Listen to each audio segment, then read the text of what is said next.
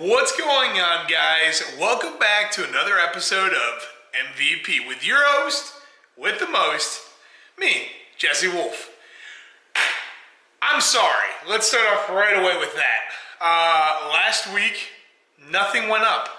I had several of you reach out, thanks for taking notice, and say, yo, what's going on here? There's no episode from last week. MVP for a reason. We're working on this together. You're learning with me as we grow together.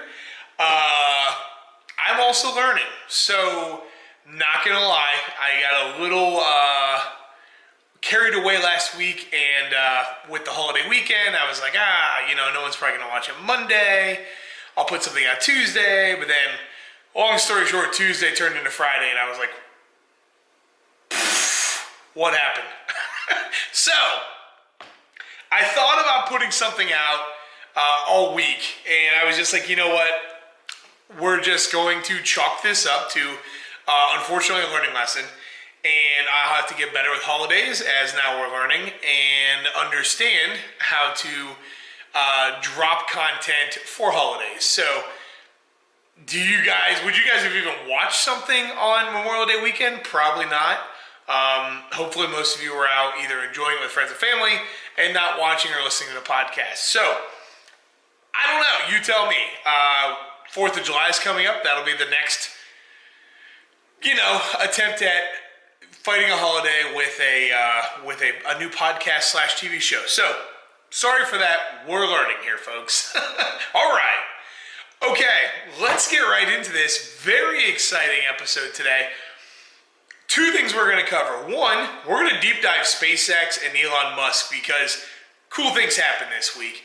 2, we're going to talk about a new product that I have in my hand that I want to show you guys right there in Homeland, okay? First off, let me know, what do you think about this new angle? It's my head, it's kind of big, more kind of showy. Do you like more of the desk, less of the desk? I don't know. Trying out a new angle tonight. You guys let me know. We are rocking a new coffee mug. This is from the Morning Brew. Pretty cool. And that's actually a Fresca inside that I thought would be, I just left it in the can. Delicious and good for your hips. Anyways, let's talk about SpaceX. Let's get right into it. What happened this week? If you've been living under a rock, some of us might, no judgment, you did not see that Elon Musk and his team at SpaceX with collaboration NASA sent Rob and Doug, 2 American astronauts from Cape Canaveral, American soil, to space. Unreal. To make things cooler, for me at least, I live in Orlando, if you didn't know that, and I was able to drive out to the Space Coast and watch it launch in real life. Unbelievable. If you get a chance to go out and watch a rocket launch, do it. If you've ever wanted to see a rocket launch, do it. Coolest thing I've ever witnessed with my 2 eyes, probably. Unreal. The sounds, the feeling, the vibrations, the noise, the smells, just wild. Absolutely wild. And such a historic day. So I actually went out Wednesday last week, but it got scrubbed due to weather and, fought a bunch of traffic and, 4.5 hours of driving for that. But, hey, no risk, no reward. Went back out Saturday. It was 50-50. Rocket took off, and it was phenomenal. Cool thing is NASA basically has contracted SpaceX to take over, in essence, NASA. They set up Crew Dragon Demo 2 on May 30th, 2020, again with 2 American astronauts, Rob and Doug, who are actually test pilots, okay? So there's astronauts, and then there's test pilot astronauts. Whoa! I'm not a big fan of flying. These guys, I would just assume are unfazed. How wild is that? So, the rocket goes up, and I'm like, man, my mind starts racing. I start thinking about Elon Musk and what he must have gone through to get SpaceX together. Think about pitching that idea. So, fun fact, if you don't know Elon Musk or his history, I'll give you a quick nickel tour.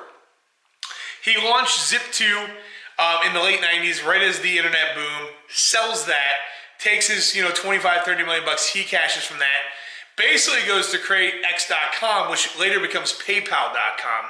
PayPal.com, as you most know, sells to eBay for around his take of $160 million cash he puts in his pocket and walks away with. I think PayPal sold for somewhere around $1.5 or $2 billion, but his take on it was $160 million. Most people that walk away with $160 million are good in life. They're like, hey, I'm rich, especially in 1999, 2000. Carry the inflation, that's hundreds of millions of dollars today. But Elon Musk was not nearly done as we know, because now we have Tesla and SpaceX. So he decides he's going to pursue a passion of his and go after space exploration. So he starts a company called, somewhere on here I have it. What was the name of the original one? He starts the Space Exploration Company, which, as we know, later goes on to be renamed SpaceX. He uses his own money, $160 million in essence, to launch this thing. He said it was so high risk, too risky to even let his friends with money and investors come in because he was so afraid he was going to lose it all. So he said, if I'm going to gamble, I'm going to gamble with my own cash. Very cool, very scary, very noble. This is why this story is great. I want to talk about the MVP piece right here, okay? So here's a guy that in essence has built two internet companies. The most previous one he just sold was a payment processing company. Nothing to do with rockets, okay? And he decides, hey, we're building rockets. Let's do this. So, what's the first thing he does is he gets on an airplane and he flies to Russia and he tries to bootstrap this thing, right? He looks around at his resources and goes, NASA's doing their thing, can't really work with them. Nobody's really backing me. Nobody really believes that I can do this. I'm getting a lot of hate and a lot of resistance for even the idea, but I got a few people that believe me, but I also don't want to take their money. So I'm kind of on my own. So he gets the idea. The easiest route might be to go to Russia. So he hops on a plane to Russia, and he goes over there to try to negotiate buying old ballistic missiles that he can convert basically into small payload rockets. What? This man flew to Russia and was like, hello, yes, I'd like to buy any unused or used, gently used, low mileage. I don't really know what the terminology be. Ballistic missiles. And Russia's over there like, why?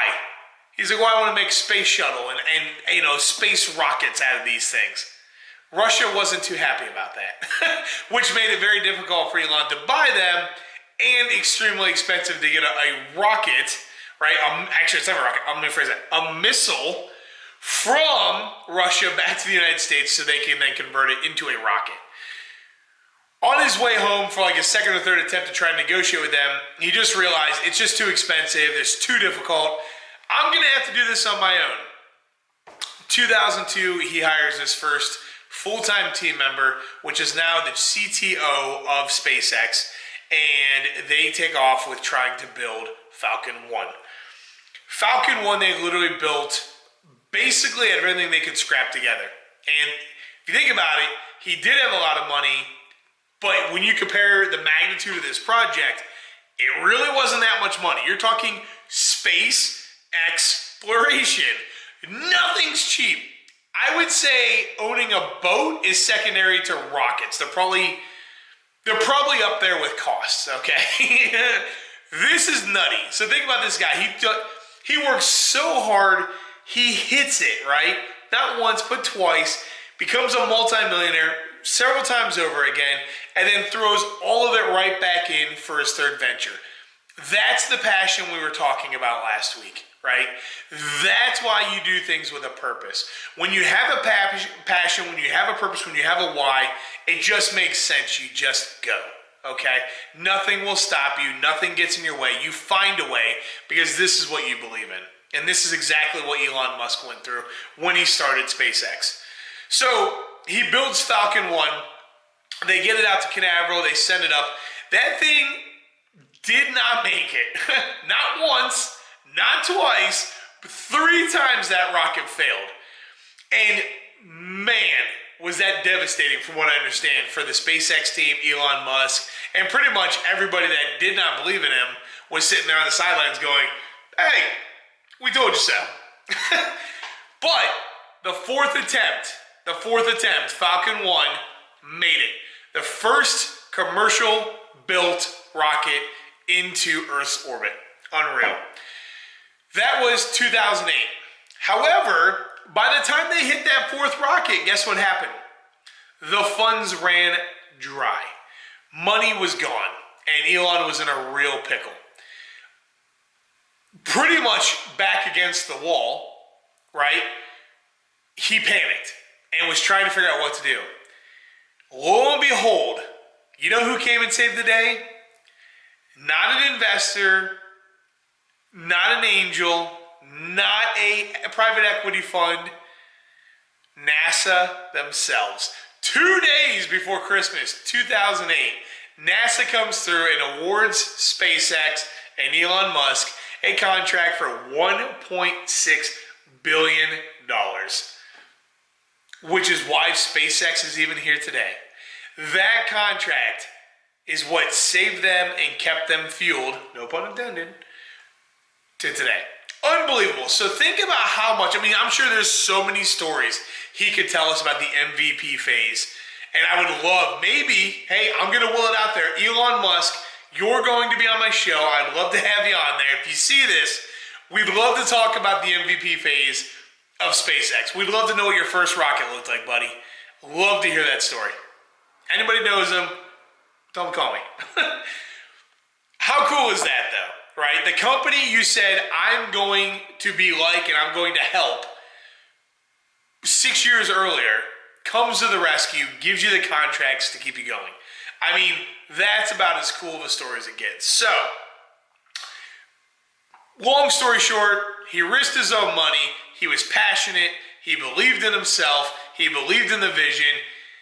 He went all in on the idea, and his passion, determination, perseverance just bled through to make sure SpaceX did not fail. And thankfully, he was so driven and so passionate, refused to take no, because as of right now, currently, Sunday, May 31st, Bob and Doug are sitting literally in orbit in the International Space Station that just recently docked. How cool is that? So, huge congratulations to the entire SpaceX team. You guys freaking rock. Elon Musk is literally, you sir are literally a modern day Thomas Edison, Henry Ford, Vanderbilt. It's unbelievable. So if you haven't caught on or haven't got behind the SpaceX movement or what's happening right now in space, stop and take a moment, folks. You're watching history literally write itself. And it is unfreaking believably cool. Okay? Very cool to be, just see this whole thing unfolding. And as a business and science nerd, this is just like Christmas to me. So, learn to cobble stuff together, work with what resources you have, and to quote Elon Musk, just get stuff done. I also heard another Elon Musk quote, which goes something like this, and this is like when he was on the radio this week. If it doesn't defy astrophysics, then it's not impossible. Maybe improbable, but not impossible. So I thought that was really freaking cool because basically it says as long as it's not defying, basically said science, it might not be the easiest thing to achieve. It might be improbable, but it's definitely not impossible. And I want you to think about that, which rolls me into the second half of our show today. I want to introduce you to a product which, if you follow me on Instagram, you might already have seen this. So if you don't follow me right now, I would greatly appreciate it if you took a second, got an Instagram, bing, hit that follow button, and circle back and hit this like and subscribe because your boy greatly appreciates that. And you get really cool insider information, okay? So, again, if you follow me on Instagram, you might have seen this company. Look familiar? And if not, I'm going to introduce you to the LNR bar, okay? Now, what is the LNR bar? Why am I talking about it, and why is it important? Because, like a lot of you, you're all trying to start businesses, you're trying to figure out how to start a business, a lot of questions around businesses, and you're on the internet, you're researching, you're connecting to people, you're reaching out. This happened to me. I had my friend, which we're calling her my friend now, Lauren, you're now my friend, Lauren Rowald, reach out via the DMs and Instagram and ask me a little bit about my journey. And I was intrigued by her product, the LNR bar. And I thought, wow, she must be pretty far along. Like, look at that packaging, right? Really, really nice packaging. So I said, she asked me if she could, grab a quick call. Truth be told, like, it's hard for me just to grab calls. I mean, just my schedule's bonkers. But I just so happened to be driving to South Florida that day, and I was like, hey, I can grab, a short call. So I hopped on a call, and I learned more about Lauren and what she's trying to achieve here. So basically what she had told me was, and my first question was, how long have you been doing this, right? Because the packaging was really nice. And she said she started in November. I was very perplexed. I'm like, that's pretty nice packaging. Like, your social media is pretty decent. I was pretty impressed. So, we got to talking and learn more about her story and why she started the business. And basically, the first thing I asked her was, what's her why? And to quote her, and I had Lauren, just so you know, approve this, so she knows she's, being spoken of tonight. And I also asked her a few very specific questions so I can read them directly to you guys. So I said, Lauren, why did you start the company? And she wrote me back. She said, I started because I wanted to make a product that had a fresh taste and feel, but was convenient. It was so hard to get protein in on the go, and I was tired of highly processed protein bars. I love connecting people too, so that let me just do that.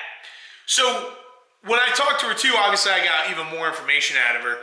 And basically her thing was she was really tired of, like she says here, a very highly processed protein bar full of, the preservatives, the artificial flavorings, and the, bad, high content protein, but low quality proteins.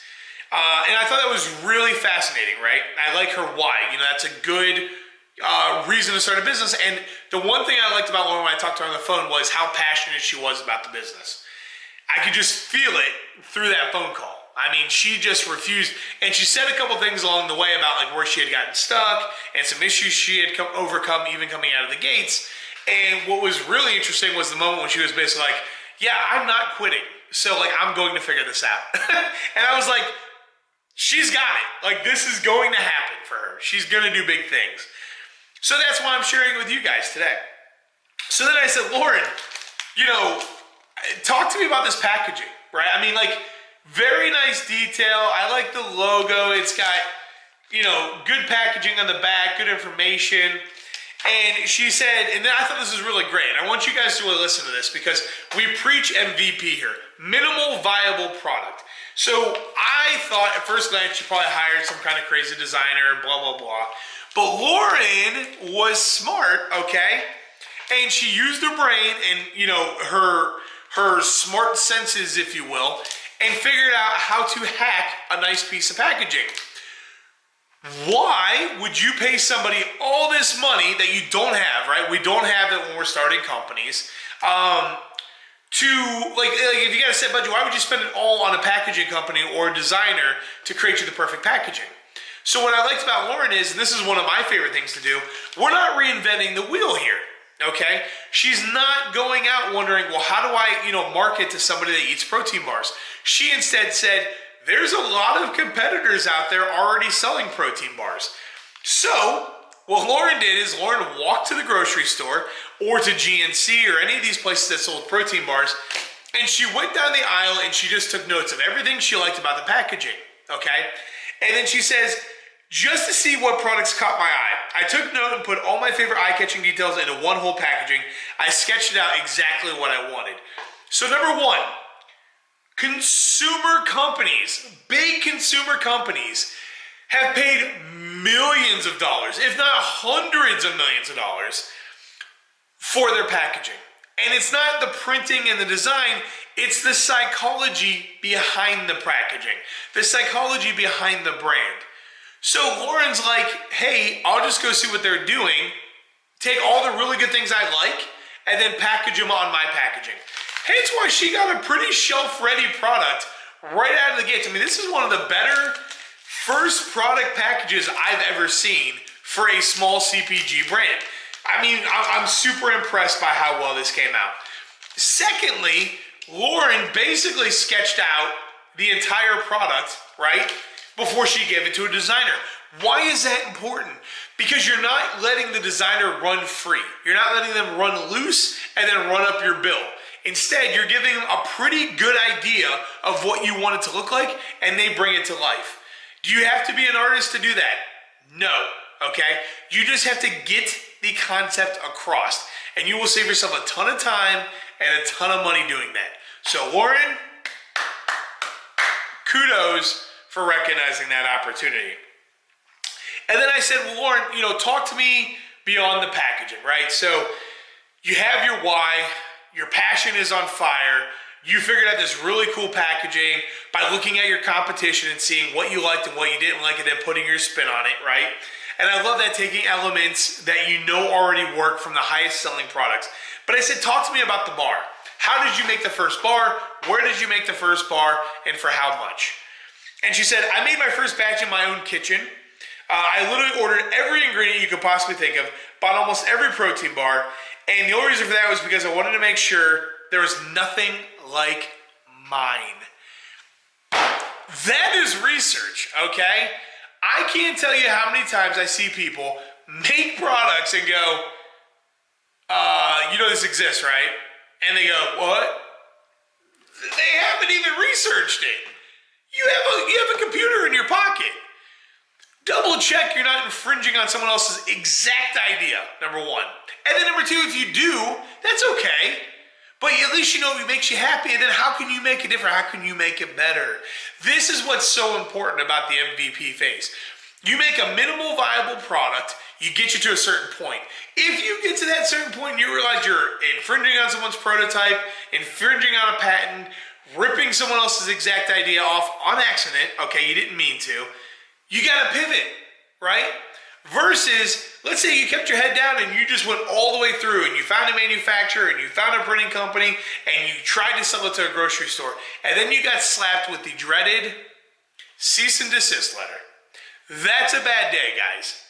That's a bad day. So, I like that Lauren was doing her homework and trying to make her bar stand out from the crowd, which she's done. So, I love the fact that she bought every ingredient possible.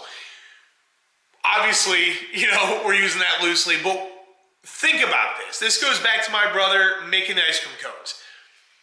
You take $150, that's gonna buy you almost every ingredient you would need to make protein bars in a grocery store, okay? Give or take, don't hold me to that. Don't come over here threatening to beat me up for these kind of things. I'm ballparking here, okay? But for $100 or $150, Lauren was roughly able to make a full-blown prototype of her product. Enough to where she could then take trays of this stuff to friends and family and ask them if they like it. Maybe go to a gym, which she said she sells in currently, and ask the people there, do you like this? What don't you like about this? Okay? That's a minimal viable product right there. So for under $200, she's out testing the public. Do you like this? Do you not like this? Would you buy this? How much would you spend for this? Okay? Now, LNR, okay, LNRbar.com, if you guys want to order these. Again, good product.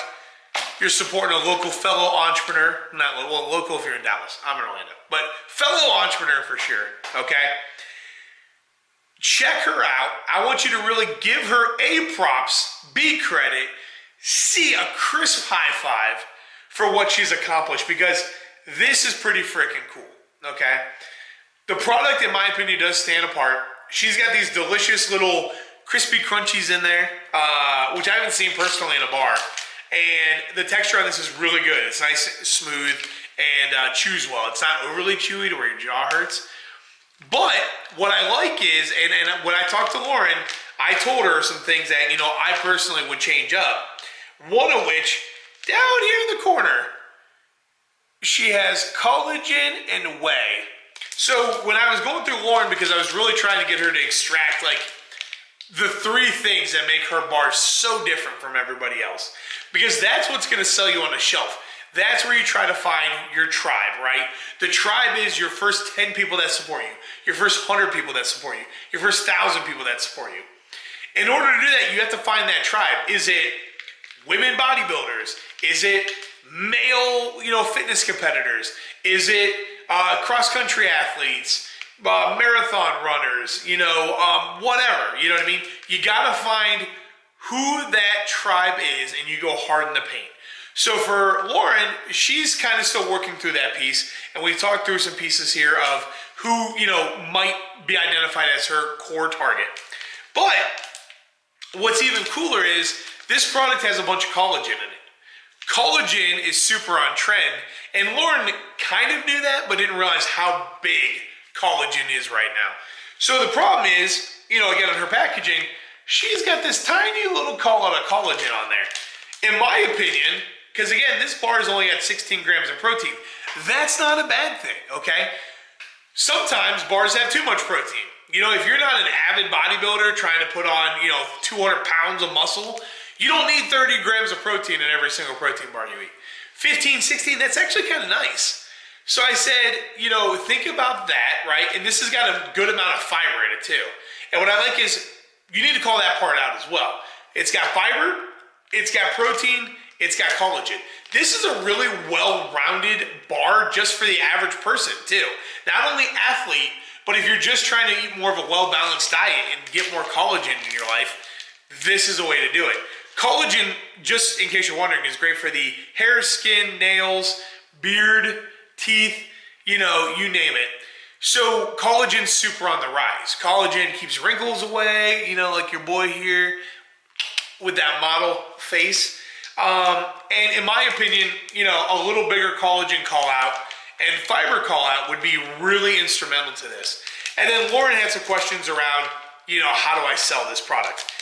Again, if you didn't know better and you saw this at a GNC, you would think this is a company way bigger than it is.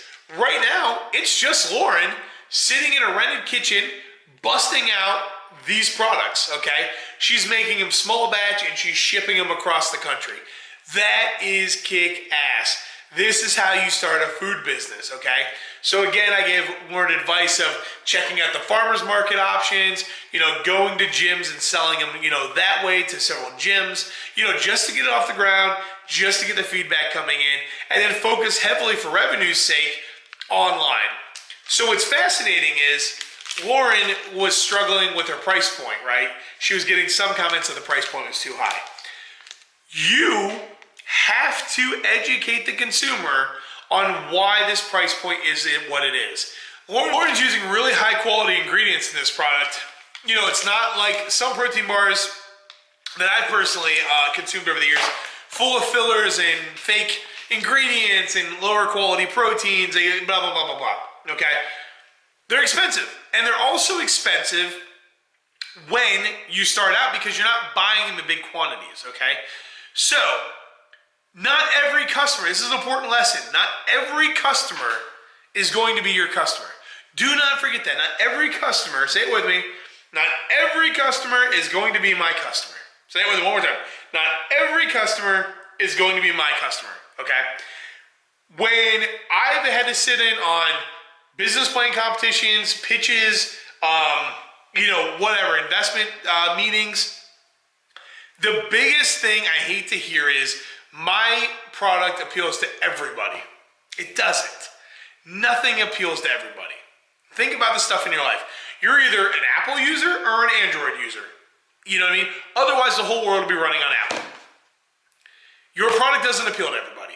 And that's okay. That is okay. Like, just breathe. It's fine if it doesn't appeal to everybody. You're going to be good, okay? But it's critical to know, and that's what I told Lauren. You, Lauren, cannot compete with Quest Nutrition, okay? You cannot compete with, Power Bar or any Metrics or any of those other big protein bar companies. Why? Because they've been out for years. They have $1 billion in sales plus. They have millions of dollars in marketing every single year. You can't compete with them. You don't have their buying power. You don't have their volume discounts. You don't have it. And you're never going to win, especially right now, competing with them on price alone. You cannot be a cheaper bar coming out of the gates like that. Not in this scenario. There's other instances where you could, okay, depending on the product and or widget. But for food, it's very hard to beat people on price just because it's straight commodity, okay? Instead, Lauren has to beat them on taste, quality, and her why. She has to have a better why than her competitors. And I truly think she's onto something big here with her why being, we are packed full of collagen, we're a very well-rounded bar, we have a ton of fiber, which we all know what fiber is good for the body, and a good balance of 15 or 16 grams of protein per bar. This is nice, and actually this bar is only 210 calories. This is a nice snack, okay? You can either eat a basic bitch granola bar, okay, which 200 calories, full of sugar, no protein, or some product like this that is beneficial for you. What are you gonna choose? I would hope the beneficial one, okay? Don't compete on price. Compete on your why, okay? I'll tell you that one more time. Compete on your why. That's all I got for you, okay? I love you guys. I'm so sorry about last week. I really hope you forgive me, okay? We got many more. We got some big things happening with the MVP show. I'm psyched. There's a huge announcement coming with the MVP show. Literally, I'm gonna lose my mind. Just in case you're wondering, the microphone, I don't know if I'm ever gonna get it to work. It's still in progress, but don't judge me. But we might just bypass this altogether. That's a hint, okay? We got some huge things. You guys have been incredible fans, incredible friends. If you have a food product you want me to talk about on the show, let me know. Send me an email, DM me, whatever you want. Tell me about your product. Tell me the story in the email or DM. And if I can squeeze it in, we'll talk about it. I think this is cool. And again, Lauren, thank you so much for being a good sport. Thank you for sending the samples. They are delicious, by the way. And you guys, remember, go check her out and give her some love and some support and show a fellow entrepreneur what entrepreneurship is all about, that she's not alone and that we're all awesome people. Again, did you like this segment? I think this is a cool idea. I think we should do more of this. Maybe I'll just go buy random products too and then research their MVPs and we can talk about those. Either way, you guys let me know. This will be posted Monday. Tomorrow's Monday. I'll have it up for you guys. I promise. I love you. Please make sure you tell your friends how awesome this movement is. Stay tuned to the social media, okay, for some big news coming up. And hey, I'll see you guys next Monday. Okay, bye. Boo.